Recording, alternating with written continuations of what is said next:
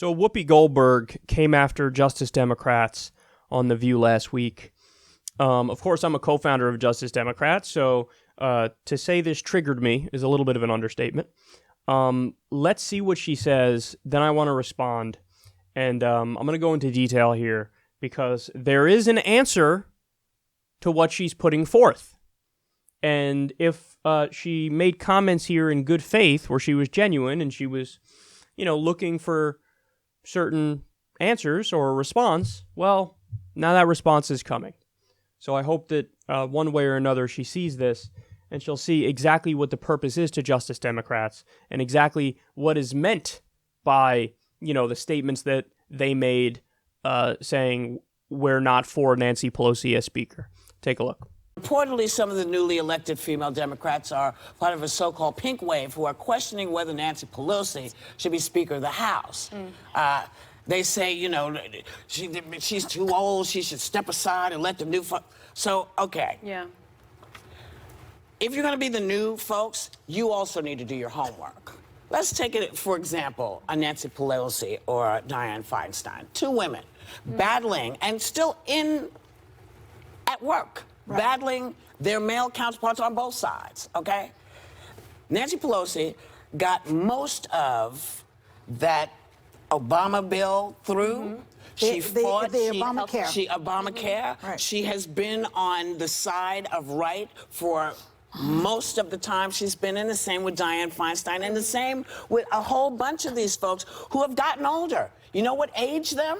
Fighting for the right to be an American 100%. Yeah. So if you're going to represent us, because a lot of folks got in and, some of y'all calling yourselves, what was it? It's something crazy. Not crazy, but it really kind of freaked me out.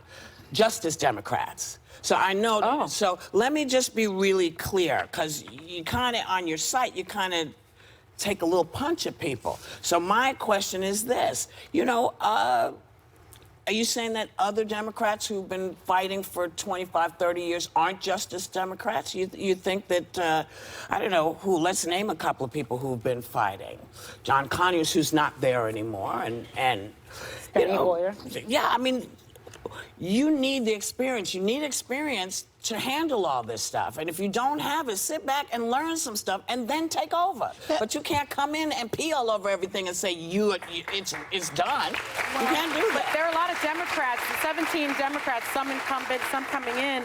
The people are saying she may not even have the votes among her own caucus. That's okay. Can I tell you something? Does she have the votes? She's got the votes, and she's going to be the next speaker. I frankly think it's healthy to have these type of challenges. I think this is a democratic vote. Yes. Nobody's appointed. It's not a monarchy. But then Let her earn their support. But then don't do what you are pissed at other people for doing. Don't be sexist. Don't be ageist. You mean the Democrats that are coming out against her? Because these folks have been working their behinds off to make sure of the same things you want to fight for. But the woman who wants to, one of the women who's challenging her is a 60-something-year-old woman. It's not really about her age. No, but as I said, Fudge, if you're Uncle reading the Justice Democrats thing, and they're talking about gathering all these people to get rid of the old guard. Yeah. Who have not been fighting for the justice. They've been paying money, getting money for the big. It's like, who are you talking about? Well, yeah, the answer to that is we are talking about Nancy Pelosi. It has nothing to do with age or gender or anything else like that. Because my ideal person to replace Nancy Pelosi is Barbara Lee. Because Barbara Lee has been correct on the policy substance virtually her entire career. Whereas Nancy Pelosi has not been. And again, that's not a shot on a personal level. It's about policy substance and representing the will of the voters, specifically representing the will of Democratic voters. But she asked a question, Whoopi did. She said, well, who are these people who are, oh my God, they're taking money and then, they're beholden to those interests. Like I said, Nancy Pelosi is the perfect example of that. Nancy Pelosi has taken over $10 million in PAC contributions. Now, that money comes with strings attached. It is beyond naive if anybody were to say, oh, yeah, if these Democrats take money from corporate PACs, or Republicans for that matter, if they take money from corporate PACs, No, they're not doing the bidding of those corporations. I mean, if you take money from fossil fuel interests, well, you're not going to be against a Green New Deal, for example, to get us off of fossil fuels. But no, that's exactly what's happening. They take money from corporate PACs, and then they do the bidding of those corporations, whether it's big pharma, whether it's for-profit health insurance companies, whether it's Wall Street or the fossil fuel industry. And so, Whoopi, what Justice Democrats are, and, she floated like, oh my God, are you saying that other Democrats who've been there are not Justice Democrats? My answer to that is yes, that's exactly what we're saying. Why? Because the definition of a Justice Democrat is somebody who runs on principle and doesn't accept corrupting money. So the way Justice Democrats are funded is from small individual donations from regular people, because we want Justice Democrats to only represent the people. That's the whole point of Justice Democrats. Get Democrats who are with the American people on the policy substance and what the American people want to implement, and who are uncorrupted. So it's not just talking the talk in terms of saying like, we're against money in politics and we're for the people, but then we take money from corporate PACs. No, it's actually walking the walk. Not just talking the talk, it's walking the walk. Okay, we say we're against corruption. Okay, prove it to the people. Don't be corrupt. Only raise money in small dollar donations from regular people. Okay, so that's what we did. Now that is, Whoopi, that's a systemic disadvantage for us in these races, because oftentimes we're outraised by corporate Democrats 10-1. Alexandria Ocasio-Cortez was outraised by Joe Crowley 10-1. But she still won. You want to know why? Because of the power of her message and the hard work that she did with boots on the ground, knocking on doors and trying to get people to turn out to vote. So it is harder to win, and it's harder to run when you're not corrupt. But that's the whole point of Justice Democrats. We're not going to take that money as a matter of principle. We're going to only take small dollar donations from regular people. And it's all about getting the corruption out of the system, getting the big money out of the system, having Democrats in power who will only represent workers and don't have to balance those interests with corporate interests. Okay, now I want to dive deeper here, because I genuinely want to answer everything that Whoopi Goldberg put out there. And again, I don't know if she's saying it just to make a point and she's not interested in a response, or perhaps she is interested in a response. I don't know. But why do we object to Nancy Pelosi? Well, like I already said, number one, she's raised a tremendous amount of money from corporate PACs, and that does make her beholden to those interests. And we want a leader to not be beholden to corporate interests. But also, it's on the details of how she approaches policy. So this is a story that broke just recently. Look at this. Nancy Pelosi pushing rules change that would kneecap liberals. So she hasn't even been, approved as speaker yet, but she's already saying, I'm conceding up front, and I'm already going to turn my back on the Democratic base who turned out in droves to win the Democrats this election.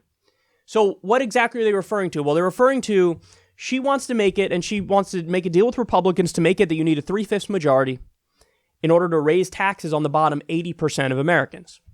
Now, at face value, that seems perfectly reasonable. In fact, I'm one of the people who never met a tax cut for working people I didn't love. But there's a reason why they're doing it, and it's actually very nefarious. If you pass a rule like this, every key Democratic proposal is dead in the water. So, in other words, free college, dead in the water. Medicare for all, dead in the water. Now, those are defining policy goals for what it means to be on the left. That's what this whole movement is about. Those are two of the most important policies. Free college, Medicare for all. So you would have to raise taxes to get Medicare for all in place. But what they don't tell you is you would actually, each individual would net save money, because you'd no longer have to pay a private tax, which is a premium to a for-profit health insurance company. So yes, you'd have to raise taxes on regular people, but at the same time, you take away their private premium. So let's say they pay $600 a month for a private premium, but for a Medicare for all system, their taxes would be raised and they'd be paying $400 a month for it. So yes, their taxes are being raised, but you're also saving them $200 a month when you get rid of that they have to get a private premium. See, so when you propose a rule that says, no, it takes a 3/5 majority to raise taxes on the bottom 80%, what you're saying is, I am kneecapping Medicare for all, I'm kneecapping free college, I'm against the defining characteristics of what it means to be on the left these days.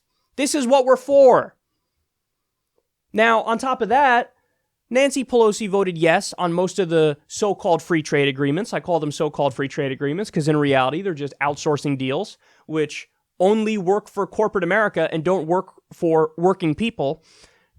She's not in favor of Medicare for all, which, by the way, 70% of the country is in favor of Medicare for all, including 52% of Republicans are for Medicare for all, and over 80% of the Democratic Party among voters are for Medicare for all. She's not in favor of that. She was for bombing Syria when Trump recently bombed Syria. I don't want to give Donald Trump a green light to do any kind of bombing or intervention that he wants to do. I think Donald Trump is a maniac. I would like somebody to actually resist him. Nancy Pelosi literally said right after the election, oh, let's be bipartisan and compromise. Nobody wants you to meet fascists halfway. But that's what her plan is. So this is why we're opposing her, Whoopi. It's on policy substance. Like I said, my ideal candidate to replace her is Barbara Lee, who also happens to be a woman and also happens to be relatively up there in age. So it has nothing to do with age. It has nothing to do with gender. It has everything to do with policy substance. And listen, if we're all going to play this silly identity game, well then what we could say, and we could flip it right back on the Pelosi supporters, is, oh, you support, a female who's up there in age. Well, we support a black female who's up there in age. So are you guys racist? I mean, listen, to be clear, I don't believe that. I'm not arguing that. I'm just saying that by your logic, if we play this game, this identity politics run amok game, well, then that's what our logical response is. You're accusing us of being sexist for being against Nancy Pelosi, sexist and ageist for being against Nancy Pelosi being Speaker of the House. Well, again, the person we want most is up there in age also, female, and she happens to be black. So are you guys racist because you oppose Barbara Lee? Now, listen, Barbara Lee has made clear she doesn't want to be Speaker, and, she's has a different position, and okay, that's all fine and dandy. Bottom line is, we need somebody who's not going to kneecap the Democratic base and not going to want to work for these bipartisan ends, which honestly, all these bipartisan deals that are made, it's always the Democrats caving to the Republicans. It's never the Republicans caving to the Democrats.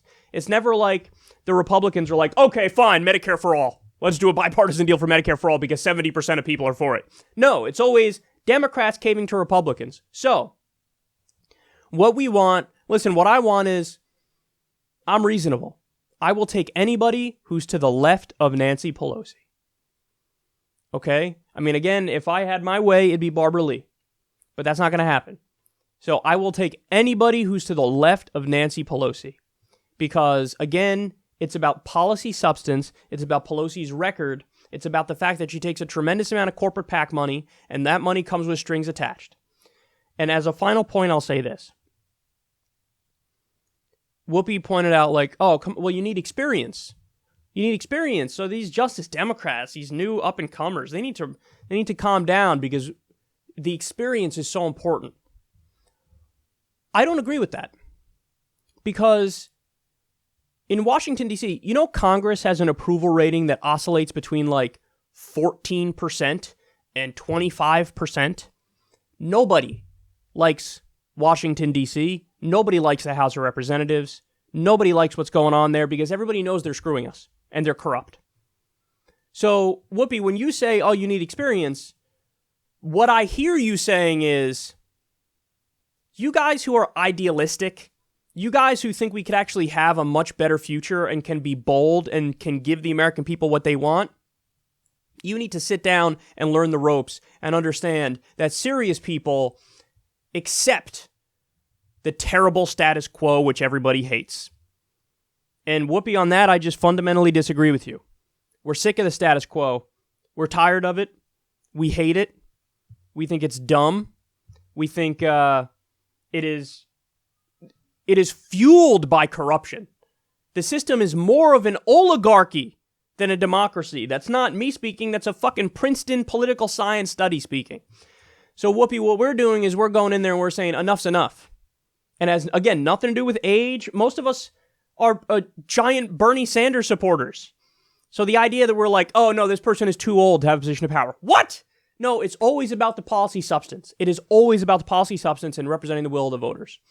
But we're done sitting back as our system is corrupt beyond imagination and they go against the will of the voters and they represent corporate interests and big donors. We're done sitting back as that happens. And now we are taking over. But guess what? When we take over, what everybody will realize is, oh, they're actually doing things that are overwhelmingly popular. And so we're happy that they took over. That's what's going to be the case, Whoopi.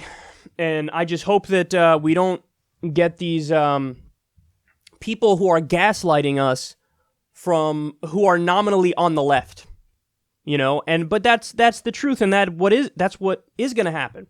Now, I don't know if Whoopi is going to hold this line, or in other words, I don't know if she actually thought, hey, are they being sexist and ageist? Because she pointed to the fact that they mentioned the old guard in the statement. That doesn't mean literal, like, old in terms of age. It means the establishment. But the fact of the matter is, Whoopi is representing in this clip a position, an ideology, that you and I are going to run into a lot moving forward. We are fighting a two-front battle. A battle against the Republicans, because, of course, we totally disagree with the elected Republicans and the politicians who are taking the country actively in the wrong direction. We're going to have to fight those battles. But yeah, we're also going to have to fight the battles against the corporatists and the establishment people who are simply not interested in progressive change. We're going to have to fight that battle. And again, in the case of Whoopi, I don't know if she was actually like, hey, wait a second, is this sexist and ageist? Or if she's just simply part of that establishment wing and she's like, no, I'm going to defend the status quo and I'm going to defend the old guard because I actually agree with them and I don't agree with these people who are actually on the left. I don't know what it is, but either way, I've tried to provide a very substantive answer to her, to explain to her exactly what this is about. And hopefully many people who are on the fence will see that this is actually very welcome change. And as a final point, only 39% of Democrats still want to see Nancy Pelosi as Speaker. Nancy Pelosi's approval rating is a whopping 28%. So only 39% of Democratic voters want to see her as Speaker, and she has an approval rating of 28%. It's almost like not having her as Speaker is a no-brainer, because this is the classic mistake that Democrats make time and time again. You get elected because your base turns out, and then you turn your back on your base immediately. And that, of course, will depress turnout for the next election. So what we're talking about is not just the right thing from a policy perspective, and it is that, but what we're talking about is actually the right thing from a politics perspective as well. Because you want to keep this left-wing wave going. And there's no better way to turn that wave into a ripple than to take all the momentum and give it to the same person who was in this position that she's in because of half measures and incrementalism and bipartisanship and corruption.